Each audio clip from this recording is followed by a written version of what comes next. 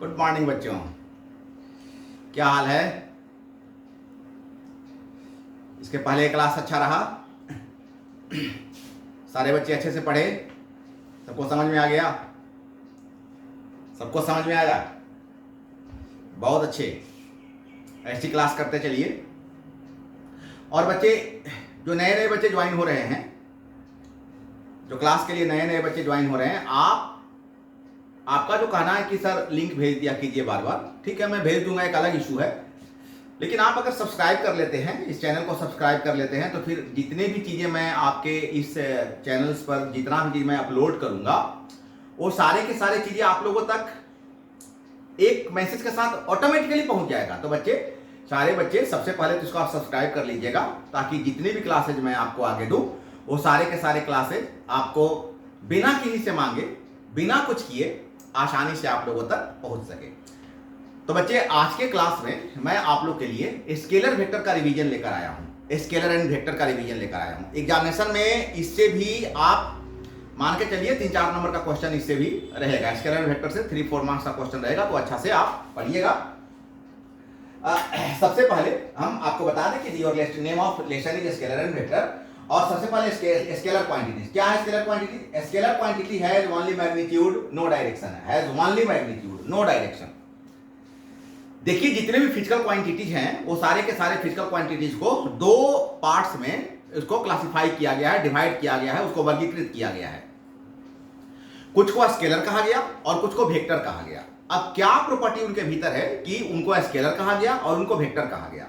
तो इसके लिए दो वर्ड को समझना बहुत जरूरी है। एक वर्ड होता है मैग्नीट्यूड और एक वर्ड होता है डायरेक्शन। मैग्नीट्यूड न्यूमेरिकल वर्ड, केवल न्यूमेरिकल ही नहीं होता है, लेकिन नॉर्मली आप अभी फास्ट समझने के लिए जितने न्यूमेरिकली वर्ड हैं वो सारे के सारे मैग्नीट्यूड है। जैसे 10 न्यूटन में 10 जो है वो मैग्नीट्यूड है। 5 मीटर में 5 जो है वो मैग्नीट्यूड है। जैसे भाई जब कहें एक्सेलरेशन हो रहा है 10 मीटर पर सेकेंड स्क्वायर, यहां जो 10 है वो मैग्नीट्यूड है।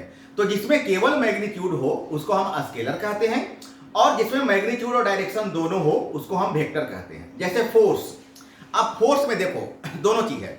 जैसे तुम एक नेल लेते हो और नेल को कहीं पर तुम लकड़ी वगैरह में नेल को रखकर ऐसे हथौड़ी से मारते हो, अगर ऐसे हैमर से उस पर हिट करते हो, तो हैमर से अगर उसको हिट करोगे तो जिस डायरेक्शन में तुम हिट करोगे, जिस डायरेक्शन, वर्ड पर ध्यान देना, जिस डायरेक्शन में तुम हिट करोगे नेल उसी डायरेक्शन में अंदर घुसेगा। है ना बात? सही सही बात है ना।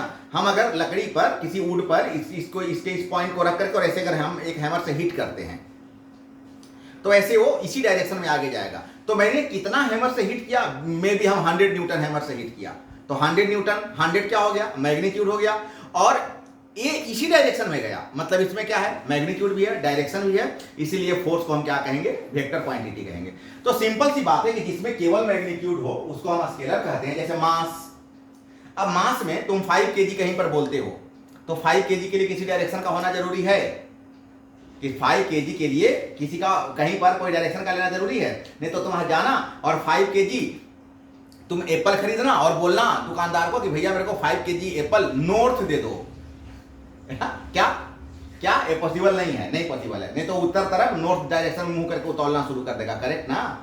तो मेरा कहने का मतलब है कि ये 5 kg अभी मॉर्निंग का 8 AM है, तो इसमें कोई डायरेक्शन से समझ में आता है क्या? नहीं। तो ऐसे ही बता रहे हैं, जिसमें केवल मैग्नीट्यूड है, डायरेक्शन नहीं है, उसको स्केलर बोलते हैं। Mass, length, time, temperature, volume, electric current, density का मतलब घनत्व, वर्क, पावर, एनर्जी एक्सेट्रा, बहुत सारी चीजें। मैं आगे जाके थोड़ा सा डाटा दे दूंगा, 10, 15 का। तो ये सारे के सारे स्केलर क्वांटिटी है, और इसमें दोनों चीज हो। दोनों चीज क्या क्या? मैग्नीट्यूड भी हो और डायरेक्शन भी हो। क्या हो? मैग्नीट्यूड भी हो और डायरेक्शन भी हो। उसको हम क्या कहेंगे? वेक्टर क्वांटिटी कहेंगे। किसको कहेंगे? जिसमें मैग्नीट्यूड और डायरेक्शन दोनों हो, वेक्टर क्वांटिटी कहेंगे। अब मैग्नीट्यूड तो तुमको अभी हम समझा रहे थे, और डायरेक्शन का मतलब east west north south in the direction of from here to there, A to B, X to Y. ये सारे के सारे क्या हो गए? डायरेक्टेड वर्ड हो गए। ये देखो ये डायरेक्शन को रिप्रेजेंट किया, ये देखो एक परफेक्ट डायरेक्शन है, ये देखो एक परफेक्ट डायरेक्शन है, ये देखो एक डायरेक्शन है, ये डायरेक्शन है। ये सारे के सारे वेक्टर क्वांटिटी है। और वेक्टर क्वांटिटी को जैसे मैंने क्या बोला? डिस्प्लेसमेंट। डिस्प्लेसमेंट क्या होता है कि भाई देखो कोई ऐसे गया, ये दोनों क्या हो गया? ये देखो ये डिस्प्लेसमेंट है, शॉर्टेड डिस्टेंस। तो ये it has a perfect direction, so displacement is a vector quantity. जिसमें दोनों चीज हो उसको हम क्या बोलते हैं, वेक्टर क्वांटिटी। तो displacement, acceleration, force, momentum, torque, impulse, electric field etcetera, ये all things are, all physical quantity are say by vector quantity. Why? Because it has magnitude and direction both. It has magnitude and direction both. In which magnitude and direction both, that is called vector quantity. In which only magnitude, they are called a scalar quantity. बहुत simple है, एकदम ही clear हो गया होगा। और vector quantity को represent करने के लिए हेड पर, जैसे देखो तुम फोर्स अगर वेक्टर क्वांटिटी है तो हेड पर हम लोग ऐसे एरो का साइन देते हैं। एक्सेलरेशन वेक्टर क्वांटिटी है तो हम लोग हेड पर ऊपर में क्या करते हैं, हम लोग एरो का साइन देते हैं। So A vector, D vector, V vector, ये सारे के सारे वेक्टर क्वांटिटी है। और वेक्टर क्वांटिटी को रिप्रेजेंट करने के लिए माथे पर हम क्या करते हैं, तीर का निशान दे देते हैं, हो जाता है वेक्टर क्वांटिटी। तो बच्चे उम्मीद करें कि आप लोग को समझ में आ गया है स्केलर और वेक्टर। चलिए बहुत अच्छे, एक्सीलेंट, यस एक्सीलेंट। चलिए अब आगे, ये देखिए मैंने आपको कुछ लिस्ट दे दिया, एक साथ मैंने आपको लिस्ट दे दिया कि कौन कौन स्केलर है और कौन कौन सा वेक्टर है। मैंने एक लिस्ट दे दिया, मेरे को लगा कि आप लोग को समझने में यहाँ पर सुविधा हो जाएगी कि स्केलर क्वांटिटी। तो देखिए स्केलर क्वांटिटी का मैंने mass, volume, density, work, speed, energy, power, area, volume, time, temperature, distance, current, potential difference, resistance, charge, this all are scalar quantity. आपके ऑब्जेक्टिव में क्वेश्चन हो सकता है कि कोई एक फिजिकल क्वांटिटी दे देगा, चार ऑप्शन दे देगा कि स्केलर, वेक्टर, बोथ, नन। इसी में से कोई, जैसे भाई एंगुलर वेलोसिटी दे देगा कि angular velocity is a physical quantity, scalar, vector, both, none. तो आप जब देखो क्या एंगुलर वेलोसिटी तो वेक्टर क्वांटिटी है। तो ये सारा का सारा स्केलर का डाटा है और ये सारा का सारा वेक्टर का डाटा है। ऐसा नहीं कि इतनी ही फिजिकल क्वांटिटी है, इसके अलावा भी बहुत सारी फिजिकल क्वांटिटी है, लेकिन इतना भी अगर तुम ध्यान रखोगे तो अभी तुम्हारा करंट का जो ज्ञानेशन है उसमें तुमको बहुत आराम होगा समझ के चलना। अब यहाँ पर मैंने तेरे को कुछ दिया कि देखो ये मास, ये टाइम है, इसके लिए कोई डायरेक्शन का होना जरूरी नहीं है। मास है, टेम्परेचर है, ये स्पीड है, इसके लिए कोई डायरेक्शन का होना जरूरी नहीं है। लेकिन ये देखो इसमें दोनों चीज है। अच्छा तुम एक बात और जान लो कि वेक्टर साइन में जो तुम एरो का साइन ऐसा देते हो तो तुम सभी जानते हो पीछे वाले को क्या बोलते हैं, टेल बोलते हैं, और आगे वाले को क्या बोलते हैं, हेड बोलते हैं। और देखो यहाँ जो इसका यहाँ से यहाँ तक का लेंथ हुआ, इस लेंथ को हम मैग्नीट्यूड कहेंगे। और एक किस डायरेक्शन में ए मूव कर रहा है, ए डायरेक्शन में मूव कर रहा है, तो इसमें मैग्नीट्यूड भी है, डायरेक्शन भी है, तो इसको हम क्या कहेंगे, वेक्टर क्वांटिटी कहेंगे। अब यहाँ देखो कुछ बच्चे हैं, ये बच्चे यहाँ फोर्स एफर्ट कर रहे हैं, ये सारे बच्चे इसको इधर खींच रहे हैं, ये इधर खींच रहा है। तो जो ये फोर्स लगा रहे हैं उन फोर्स का डायरेक्शन है, ये जो फोर्स लगा रहा है इसका डायरेक्शन वो इधर को लगा रहा है, ये सारे बच्चे जो फोर्स लगा रहे हैं वो इधर को लगा रहे हैं। मतलब इसमें मैग्नीट्यूड, अच्छा कितना फोर्स लगा रहे हैं ये भी मशीन से मापा जा सकता है। तो मशीन से जो मापा गया वो मैग्नीट्यूड हो गया और डायरेक्शन तो तुम समझ ही रहे हो, तो इसका मतलब फोर्स क्या हो गया, वेक्टर क्वांटिटी हो गया। ये क्या हो गया, वेक्टर क्वांटिटी हो गया। लेकिन इन सभी चीजों के लिए किसी डायरेक्शन का होना जरूरी नहीं है, तो ये क्या हो गया, इसमें केवल मैग्नीट्यूड है, क्या हो गया, स्केलर क्वांटिटी हो गया। बच्चे अब हम लोग पढ़ेंगे काइंड्स ऑफ वेक्टर, कि वेक्टर कितने प्रकार के होते हैं, सदिश कितने प्रकार के होते हैं। तो बहुत सारे बेटा, सबसे पहले पोजीशन वेक्टर। क्या है position vector, vector draw from the origin, जिसको मूल बिंदु से मापा जाए, जिसको ओरिजिन से मेजर किया जाए। क्या मतलब कि बाय द वे अगर एक वेक्टर लेते हो तो यहां से जिसको मेजर किया जाए, ये सारे के सारे पोजीशन वेक्टर हैं, ये सारे के सारे पोजीशन वेक्टर हैं, क्योंकि इनको इस ओरिजिन से मेजर किया जा रहा है। मतलब ये पोजीशन वेक्टर है, ये ओरिजिन से मेजर किया जा रहा है, इसलिए इसको हम क्या कहेंगे, ये पोजीशन वेक्टर है। क्या होता है पोजीशन वेक्टर बेटा, जिसको ओरिजिन से मेजर किया जाए उसको हम क्या बोलते हैं, पोजीशन वेक्टर कहते हैं। जिस सदिश को मापने के लिए मूल बिंदु से जिसकी माप की जाए उसको हम क्या बोलते हैं, पोजीशन वेक्टर कहते हैं। तो ये पोजीशन वेक्टर है। अब हम लोग नेक्स्ट आते हैं displacement vector. Displacement normally displacement विस्थापन, हिंदी में डिस्प्लेसमेंट वेक्टर का मतलब विस्थापन सदिश। पोजीशन वेक्टर का हिंदी हो गया स्थिति सदिश, स्थिति सदिश। अगर कोई बच्चा अगर हिंदी में सुनना चाहेगा तो वो सदिश जिसको मूल बिंदु से मापी जाए, जो मूल बिंदु से शुरू हो, जिसका मेजरमेंट कहां से हो, मूल बिंदु से हो, मतलब ओरिजिन से हो, आर्बिट्रेरी ओरिजिन से हो, उसको हम बोलते हैं पोजीशन वेक्टर। डिस्प्लेसमेंट नॉर्मली बेटा डिस्प्लेसमेंट क्या होता है, तो डिस्प्लेसमेंट होता है कि शॉर्टेज डिस्टेंस। जैसे बाय द वे एक ग्राफ है तो और कोई पॉइंट यहां पर है, कोई पॉइंट यहां है, तो ए पोजीशन वेक्टर हो गया, ए पोजीशन वेक्टर हो गया। तो अगर तुम ऐसे मेजर कर रहे हो तो ये हो गया डिस्प्लेसमेंट, यही हो गया डिस्प्लेसमेंट। अगर तुम इधर से मेजर कर रहे हो, जैसे तुम्हारे फिगर में इधर से मेजर किया हो, तो ये हो गया डिस्प्लेसमेंट। ए पॉइंट, ए जो लाइन हो गया, इसी को हम बोलेंगे डिस्प्लेसमेंट। सो अब ये देखो क्या हो जाएगा डिस्प्लेसमेंट, तो ए बाय द वे r1 है, ए r2 और r है, तो ये दोनों ऐड हो जाएगा। आगे जाओगे मैं आज ही बताऊंगा कि हेड एंड टेल मिलता है तो जुड़ जाता है। ऐसे डिस्प्लेसमेंट वेक्टर का क्या डिफरेंस है, difference between final and initial position vector. Difference between final and initial position vector. तो final and initial, final position vector क्या है R2, इनिशियल क्या है R1। तो ये जो R2 माइनस R1 हुआ ना, इसी को हम क्या बोलेंगे, डिस्प्लेसमेंट वेक्टर। क्या है डिस्प्लेसमेंट वेक्टर? तो फाइनल पोजीशन वेक्टर और इनिशियल पोजीशन वेक्टर, इन दोनों के डिफरेंस को डिस्प्लेसमेंट वेक्टर कहेंगे। Final position vector R2, initial position vector R1, इन दोनों के डिफरेंस को हम डिस्प्लेसमेंट वेक्टर कहते हैं। क्लियर है? एकदम समझ में आ रहा है सबको? बहुत अच्छे बच्चे, सारे लोग ध्यान देते चलो, सब सिंपल है। पोलर वेक्टर, एक यहां पर तुमको हम एनिमेशन में दिखाने का प्रयास कर रहे हैं पोलर वेक्टर का, कि विच हैव स्टार्टिंग पॉइंट। ये सभी स्टार्टिंग पॉइंट है। ये देखो, अगर यहां लोग तो स्टार्टिंग पॉइंट, ये देखो सबका स्टार्टिंग पॉइंट है। तो ये जो starting, which have starting point, displacement, velocity, acceleration, ये सारे के सारे पोलर वेक्टर कहलाते हैं। ये सबके साथ एक स्टार्टिंग पॉइंट है, सबके साथ एक स्टार्टिंग पॉइंट है। देखो ये स्टार्टिंग पॉइंट है, ये देखो एक स्टार्टिंग पॉइंट है, ये देखो सारा पॉइंट एक स्टार्टिंग पॉइंट है। तो जिसके साथ एक स्टार्टिंग पॉइंट होता है उसको हम क्या बोलते हैं, पोलर वेक्टर कहते हैं। बीच है स्टार्टिंग पॉइंट, जिसके पास एक स्टार्टिंग पॉइंट हो। और एक होता है एक्सियल वेक्टर। अब जैसे लट्टू का नाचना, लट्टू नचाए हो कभी? हाँ, नचाए हो तुम लोग? अच्छा चलो, बहुत अच्छे, तब तुम लोग गांव के लोग हो, गांव के बच्चे हो। हाँ, ये तो गांव का खेल है। तो लट्टू जब नाचता है तो कहां नाचता है, गुंज पर नाचता है। वो लोहे का जो कील होता है उसको हम लोग अपने गांव में गुंज बोलते हैं, तुम लोग पता नहीं क्या बोलते हो।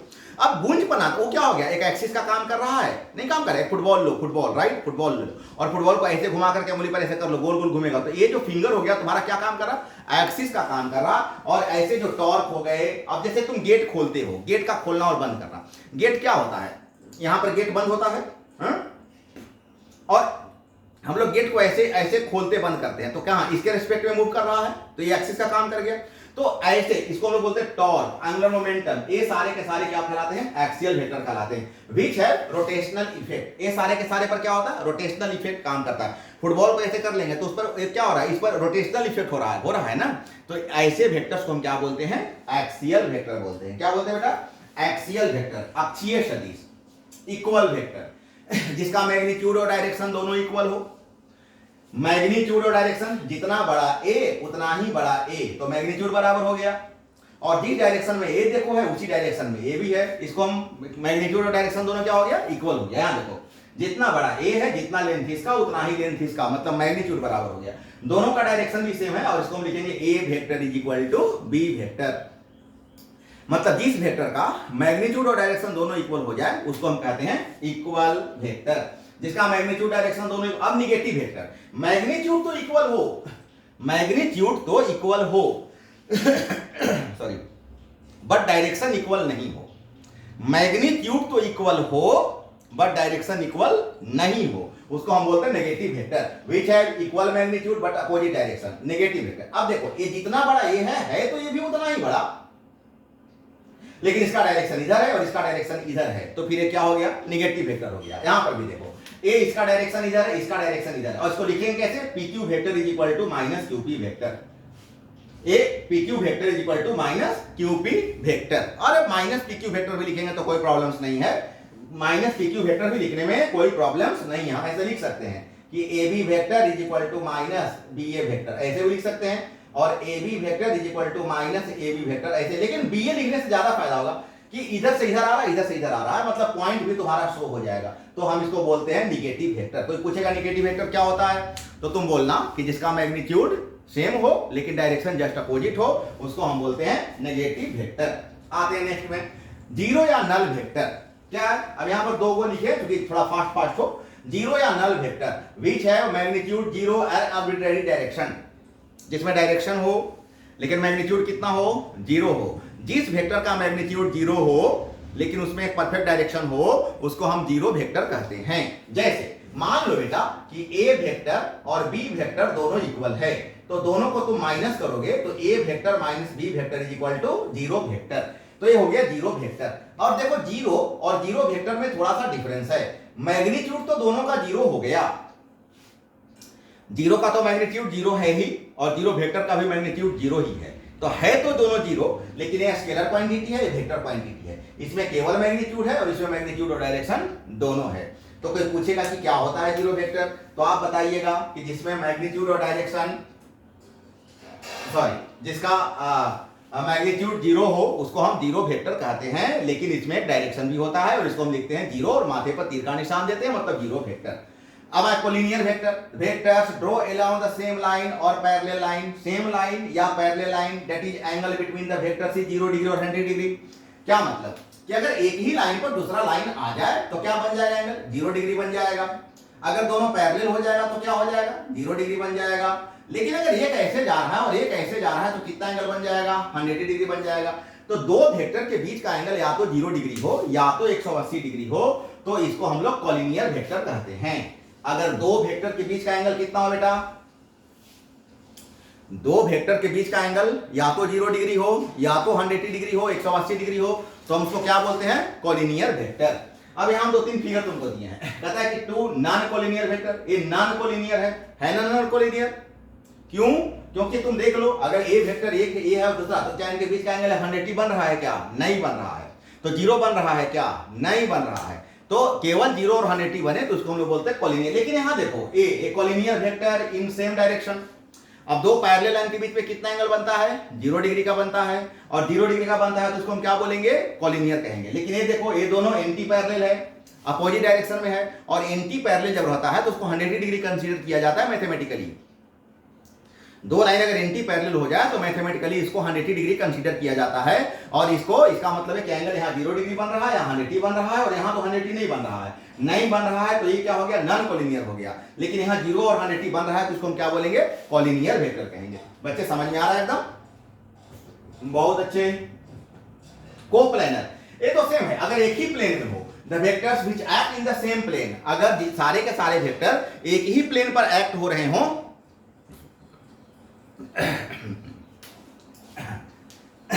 सॉरी, सारे के सारे सदिश अगर एक ही सतह पर लग रहे हों,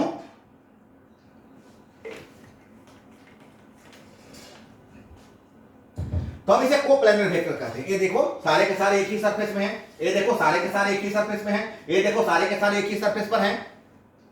तो एक ही सरफेस पर अगर ये एक्ट हो रहे हों तो इनको हम बोलते हैं कोप्लेनर वेक्टर। एक कोप्लेनर कैसा है, पैरेलल, कोप्लेनर लाइक पैरेलल। ये भी कोप्लेनर पैरेलल वेक्टर, एक कोप्लेनर पैरेलल वेक्टर। ये नॉन पैरेलल है लेकिन कोप्लेनर है, क्योंकि एक ही सरफेस पर ये सारे के सारे एक्ट हो रहे हैं। यूनिट वेक्टर बहुत इंपॉर्टेंट, अच्छा से इससे क्वेश्चन श्योर रहेगा, अच्छा चीज है।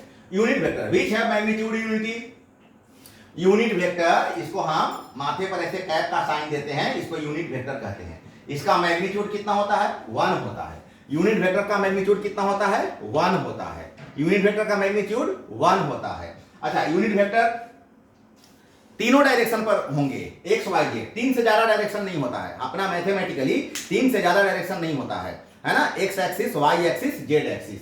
तो ये देखो, X axis, Y axis, Z axis, और एक्स एक्सिस पर कौन सा यूनिट वेक्टर रिप्रेजेंट किया जाता है, आई। एक्सीलेंट, क्लास में बहुत लंबा बताए हैं। वाई एक्सिस पर जे और जेड एक्सिस पर के, आई जे के, एक्स वाई जेड, इसको यूनिट वेक्टर कहते हैं। इसका मैग्नीट्यूड 1 होता है। और ये जो माथे पर दिया गया ना, इसका 3 नाम होता है। कैप भी कह सकते हो, हैट भी कह सकते हो, और कैरेट भी कह सकते हो।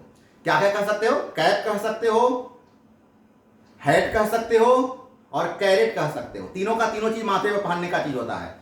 कैप तो पहनते ही हो, हैट हैट हैट अंग्रेज लोग पहनता है ऐसे हैट, और कैरेट सरदार जी लोग पगड़ी पहनते हैं, कैरेट। ये तीनों का तीनों चीज माथे पर पहनने का है, तो इसको हम लोग कैप, हैट या कैरेट बोलते हैं। इसका मैग्नीट्यूड कितना होता है, 1 होता है। फॉर्मूला क्या होता है, तो A cap is equal to A vector by mod under A vector. A इधर ऐसे भी लिख देना, क्या बोले, मैं यहां लिख देता हूं, A cap is equal to A vector by under mod A vector. ऐसे भी आप लिख सकते हो, या केवल इसको आप ऐसे लिख सकते हो कि ए वेक्टर बाय ए।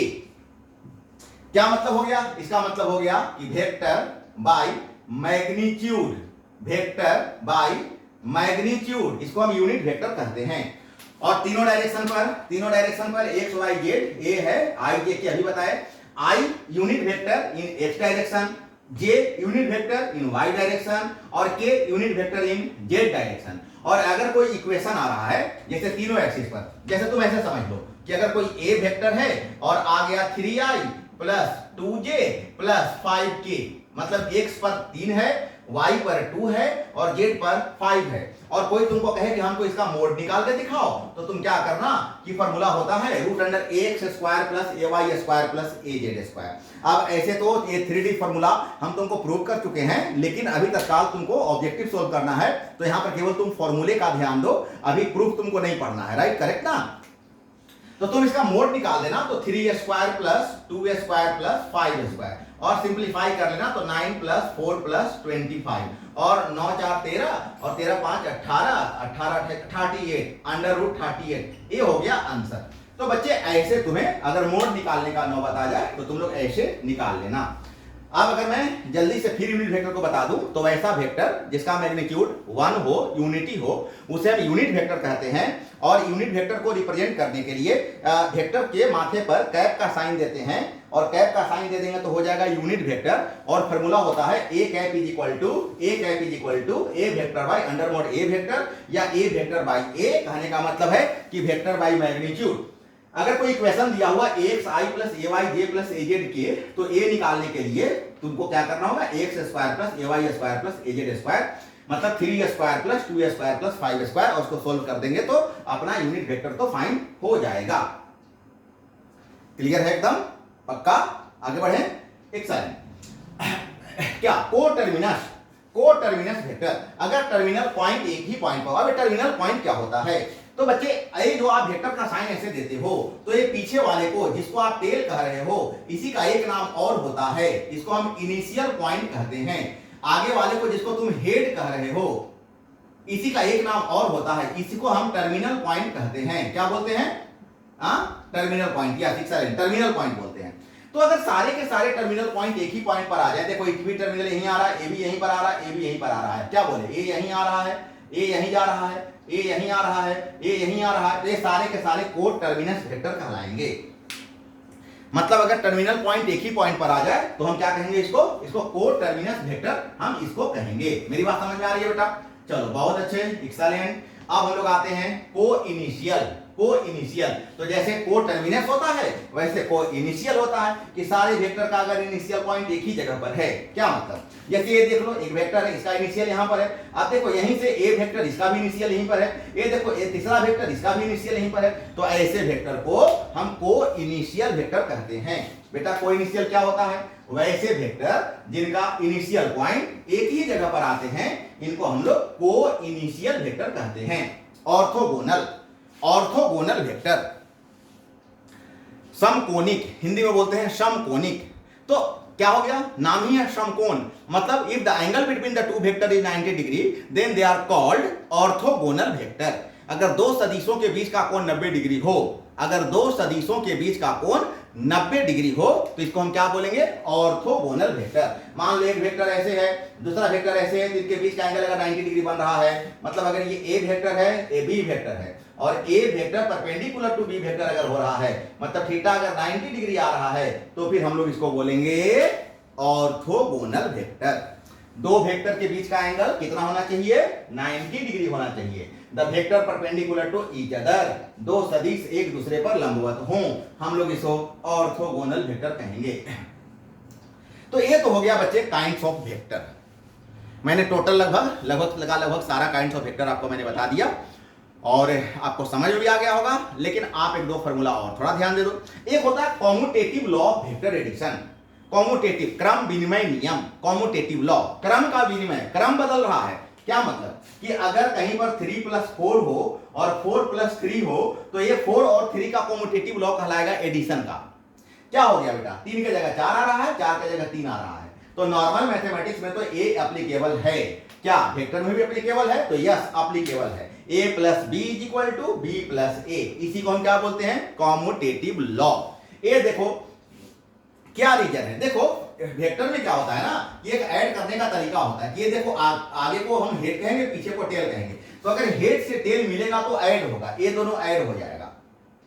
और जो टेल से टेल और हेड से हेड को मिलाता है इसको रिजल्टेंट कहते हैं। अगर ये ए वेक्टर है, ए अगर बी वेक्टर है और ये आर वेक्टर है तो R vector is equal to A vector plus B vector. इसको हम बोलते हैं triangle law of vector addition. Triangle law of vector addition क्या बोलता है ट्रायंगल लॉ कि अगर हेड एंड टेल मर्ज होगा तो ऐड होगा, और जो tail and tail head and head को मिलाता है उसको रिजल्टेंट कहते हैं, और इस रिजल्टेंट का मान इन वेक्टर्स के सम के बराबर होता है। तो देख लो यहां से ये दोनों बराबर हो जाएगा और ये दोनों बराबर हो जाएगा, और एक कॉम्यूटेटिव लॉ का फॉलोअर है। इसका मतलब a plus B is equal to B plus A, इसी को हम बोलते हैं कॉम्यूटेटिव लॉ। इसका मतलब है कि वेक्टर एडिशन कॉम्यूटेटिव लॉ का फॉलोअर होता है। वेक्टर एडिशन में कॉम्यूटेटिव लॉ का पालन होता है। अब हम एसोसिएटिव लॉ पढ़ रहे हैं। एसोसिएटिव के लिए 3 वेक्टर का होना जरूरी है। एसोसिएटिव के लिए 3 का होना जरूरी है। मतलब अगर a plus B plus C और a plus B plus C, this is called associative law. Hindi में साहचर्य नियम। साहचर्य नियम 3 वेक्टर का होना जरूरी है। 3 वेक्टर का यहां पर होना एकदम ही जरूरी है। अगर a प्लस बी और प्लस सी अगर आ रहा है और ये a प्लस बी प्लस सी के बराबर आ रहा है तो ये एसोसिएटिव लॉ हो जाएगा। नॉर्मल मैथमेटिक्स में कोई प्रॉब्लम नहीं है। हमारे पास 3 नंबर है, 3, 4 और 5। तो 3 plus 4 plus 5 is equal to 3 plus 4 plus 5। ये इसको बोलते हैं नंबर का हम एसोसिएटिव। ये हो गया वेक्टर का एसोसिएटिव। मतलब वेक्टर एडिशन एसोसिएटिव लॉ का फॉलोअर है। अगर 3 वेक्टर हो a, b और c तो a vector plus b vector in bracket plus c vector is equal to a vector plus b vector plus c vector. This is called associative law and vector addition is follower of associative law. Vector addition में associative law का following होता है, मतलब यह साहचर्य नियम का पालन करता है। अब बच्चे एक और बेस्ट फार्मूला, ये तो बहुत माइंड ब्लोइंग फार्मूला है, ये तो आपको ध्यान देना चाहिए। This formula is not used in only 11 but every parts in 12 approximately. बहुत अच्छा फार्मूला है, पूरा अच्छा से ध्यान रखिएगा कि बाय द वे आपको 2 वेक्टर दे दिया गया। मान लेते हैं कि एक वेक्टर ऐसा, एक वेक्टर ऐसा है। ये ए वेक्टर है, ये बी वेक्टर है और ये रिजल्टेंट वेक्टर है। मे बी इनके बीच का एंगल अल्फा बन रहा है, इसको आगे बढ़ा लेते हैं और एक यहां से परपेंडिकुलर ड्रॉ कर देते हैं और एक फिगर बन जाता है ऐसा। तो इस स्थिति में ये जो रिजल्टेंट है तो वैल्यू ऑफ दिस रिजल्टेंट, ऐसे तो ये पूरा डिटेल प्रूफ किया गया है क्लास में, लेकिन अभी मेरे पास इतना वक्त नहीं है और जरूरत भी नहीं है कि मैं इसे प्रूव करके दिखाऊं। तो अभी आप तत्काल ध्यान रखो कि ये जो रिजल्टेंट होता है, इस रिजल्टेंट का अगर यहां पर एंगल थीटा बन रहा है तो रिजल्टेंट का फॉर्मूला होता है R square is equal to A square plus B square plus 2ab cos theta. R square is equal to A square plus B square plus 2ab cos theta. R square is equal to A square plus B square plus 2ab cos theta. अगर F के time language में बोले, force के language में बोले तो F square is equal to f1 square plus f2 square plus 2f1 f2 cos theta. और अगर स्क्वायर हटाएंगे तो क्या हो जाएगा बच्चे, रूट हो जाएगा। बोले तो r is equal to under root A square plus B square plus 2ab cos theta. तो ये बच्चे ये हो गया resultant magnitude of 2 vectors. If 2 vectors are meeting from each other with angle theta, now the resultant is say by r is equal to under root a square plus b square plus 2ab cos theta. अब मेरे को अगर maximum value चाहिए तो क्या करेंगे, तो maximum value के लिए cos थीटा को कितना ले लेंगे, 1 ले लेंगे। मैक्सिमम वैल्यू के लिए cos को कितना ले लेंगे, 1 लेंगे। अब जैसे 1 लेंगे तैसे हो जाएगा a square plus b square plus 2ab। बोले तो a प्लस b का होल स्क्वायर क्या हो जाएगा, under root a plus b का होल स्क्वायर। स्क्वायर हटेगा तो रूट होगा। मिनिमम के लिए cos थीटा का वैल्यू कितना लेना चाहिए बच्चे, -1। एक्सेलेंट एक्सेलेंट एक्सेलेंट, -1 लेना चाहिए। और यहां -1 अगर पुट कर दोगे तब हो जाएगा a माइनस बी का होल स्क्वायर, और फिर स्क्वायर हटेगा तो रूट हट जाएगा और बच जाएगा a माइनस बी। क्या मतलब बच्चे, रिजल्टेंट क्या होता है, a square plus B square plus 2ab cos theta. Maximum के लिए cos कितना लेना चाहिए, 1 लेना चाहिए। मतलब क्या मैक्सिमम कितना होगा, a प्लस बी। अगर 2 फोर्स लगेगा तो लिखिएगा f1 प्लस f2।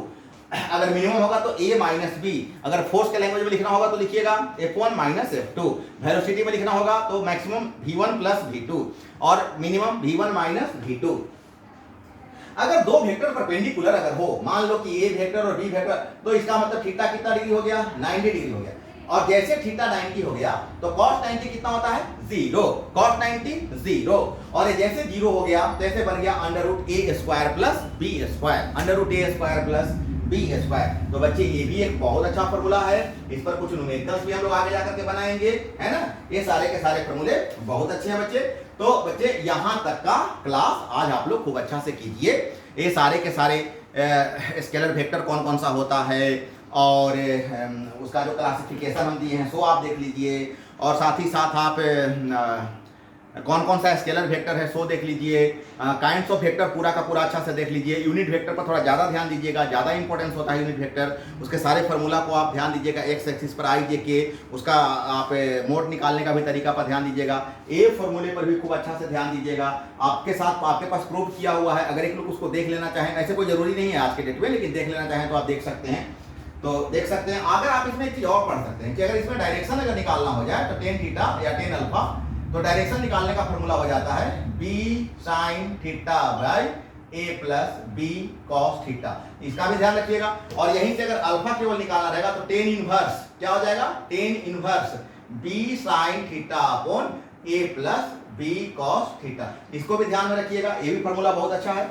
ये सारे फॉर्मूले पर हम आगे के क्लास में कुछ ना कुछ न्यूमेरिकल लेकर के आएंगे, और प्लस इस लेसन में और जो जैसे रिजोल्यूशन एक फॉर्मूला बच गया है, resolution in 2 component, resolution in 3 rectangular component, वो मैं आपको बता दूंगा। डॉट और क्रॉस के बारे में काफी मैं आपको लंबा डिटेल बताऊंगा, बहुत लंबा डिटेल बताऊंगा डॉट प्रोडक्ट और क्रॉस प्रोडक्ट के बारे में।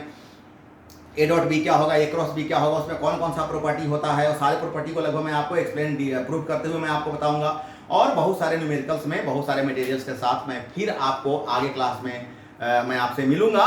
तब तक बच्चे आप इस क्लास को आप एंजॉय करो, खूब अच्छे से इन क्लासेस को बार बार देखो, और जो बच्चे अभी तक सब्सक्राइब नहीं किए होंगे इस चैनल को, उसको सब्सक्राइब कर दो सारे लोग, ताकि आगे के क्लास विदाउट किसी से मांगे हुए, कहीं कोई लिंक भेजे हुए तुम तक आसानी से तुम तक पहुंच सके। तो ओके, चलो फिर हम तुमसे अगले क्लास में मिलते हैं। Okay, bye bye.